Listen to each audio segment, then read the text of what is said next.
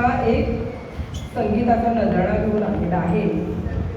तो सुरू करण्यापूर्वी आपण आपले या शालागृहाचे सर्वेसर्वा श्री साबळे सर यांच्या हस्ते आपण दीप प्रज्वलन करणार आहोत।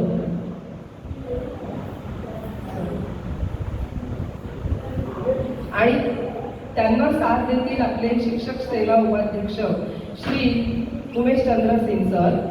कृपया आपण दीप प्रज्वलन करून कार्यक्रमाचं उद्घाटन करावं ही विनंती।